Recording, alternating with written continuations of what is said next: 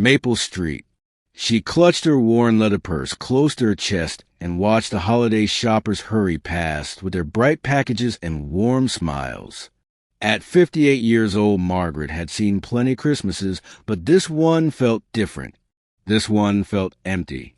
Her daughter Sarah lived 3 states away with her own family now, and Margaret hadn't been able to afford the plane ticket to visit them this year. The medical bills from her husband's passing 6 months ago had taken everything. She reached into her purse and counted the bills one more time. 2 fives. That was all that remained until her pension check arrived next week. The bus fare home was $4. That would leave her with $6 to buy a small chicken and some vegetables for her Christmas dinner. She had already planned it all out in her mind. But then she heard the crying, soft at first, then growing louder. Margaret turned to see a young woman standing near the coffee shop across the street. She looked to be in her late 20s with tears streaming down her face as she spoke frantically into her cell phone. The call ended and the woman sank down onto the bench, burying her face in her hands. Something in Margaret stirred, that protective instinct that never quite goes away even when your own children are grown. She stood up slowly, her knees protesting the cold, and walked across the street. "Excuse me, dear. Are you all right?" The young woman looked up startled. Her eyes were red and puffy. "I'm sorry. I didn't mean to disturb anyone. My car broke down on the highway. I've been trying to get home to see my father. He's in the hospital, and they said I should come quickly. My phone is almost dead, and I don't have enough money for a taxi. It's $40 to get there, and I only have 30. Margaret felt her heart clench. She knew that desperation, that feeling of being so close to where you need to be, but unable to bridge that final gap. How far is the hospital? About 20 miles north. St. Mary's Medical Center. My father had a heart attack this morning. I'm his only family." The words hung in the cold air between them.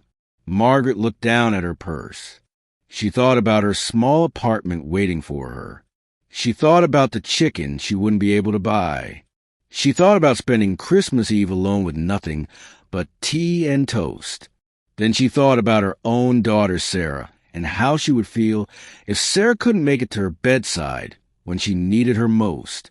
Margaret opened her purse and pulled out the 2 $5 bills. "Here, take this. It's all I have, but maybe it will help." The young woman's eyes went wide. "No, I couldn't. You don't even know me." Margaret pressed the money into her hand. "I know what it's like to need to be with family. Please, take it. Get to your father. But what about you? How will you get home?" Margaret smiled, though her heart was heavy. "I'll figure something out. I always do. You just go be with your dad. That's what matters tonight." The young woman threw her arms around Margaret, sobbing. Thank you so much. You don't know what this means. God bless you." Margaret hugged her back, then gently pulled away. "Go on now. Don't waste another minute." She watched as the young woman ran to the taxi stand, waving her arms. Within moments, a cab pulled up, and she was gone. Margaret stood there in the falling snow, suddenly feeling very tired. She had no money for the bus now. Her apartment was 4 miles away. She would have to walk. At 58 with bad knees in the snow on Christmas Eve. But she had done the right thing. She was sure of that. She started walking. The streets grew quieter as she left downtown.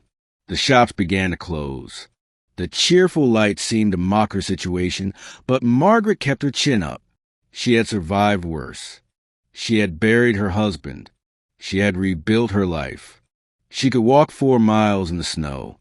She was halfway home when she heard the engine behind her. A long black limousine pulled up beside her, and the window rolled down. A man in his early 30s with sharp features and an expensive coat leaned out. "Excuse me, are you Margaret Collins?" Margaret stopped confused. "Yes. How do you know my name?" The back door opened, and an elderly man stepped out. He was distinguished looking with silver hair and kind eyes. He must have been in his 70s. Mrs. Collins, my name is Robert Harrison. I'm Jennifer's father. Jennifer, Margaret repeated the name uncertain. The young woman you helped at the bus stop. My daughter. She called me from the taxi, crying so hard I could barely understand her. She told me what you did, how you gave her your last $10 so she could come see me. The old man's eyes filled with tears. I'm not dying, Mrs. Collins. There was a miscommunication at the hospital. I had chest pains, but it wasn't a heart attack, just anxiety and high blood pressure. But Jennifer didn't know that. She was racing to get to me thinking it might be her last chance. Because 5 years ago, her mother passed away suddenly, and Jennifer never got to say goodbye. Robert Harrison stepped closer. She told me you gave her all the money you had, that you were going to walk home in the snow because you used your bus fare to help a stranger. What kind of person does that? The kind who understands what really matters. Margaret said quietly, your daughter needed to be with you. That was more important than my comfort. Robert Harrison smiled.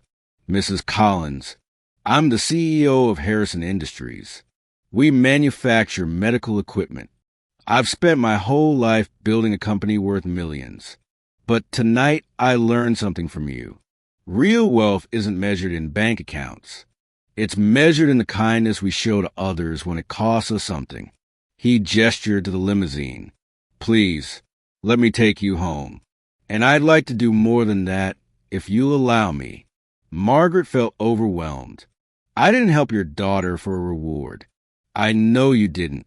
That's exactly why I want to help you. Jennifer told me about your husband, about your struggles, about how you were planning to spend Christmas alone. Will you let me change that? Before Margaret could answer, Jennifer herself stepped out of the limousine. She ran to Margaret and hugged her again. Please say yes. You gave me the greatest gift tonight. You gave me more time with my father. Let us give you something in return. Margaret felt tears running down her cheeks. The cold didn't seem quite so bitter anymore. That night, Margaret didn't walk home alone in the snow. She rode in a warm limousine. And she didn't spend Christmas Eve by herself. The Harrisons insisted she join them for dinner at their home, a beautiful mansion filled with light and laughter. But more than that, over the following weeks, Robert Harrison made sure Margaret's medical bills were paid. He set up a fund to help her with living expenses, and he hired her as a consultant for his company's charitable foundation, giving her a purpose and an income. Jennifer became like a second daughter to Margaret, calling her every week, visiting often, bringing her grandson to meet this woman who had shown such kindness to a stranger. The next Christmas Eve, Margaret sat in her daughter Sarah's living room, surrounded by family. Sarah had been able to fly her out for the holidays.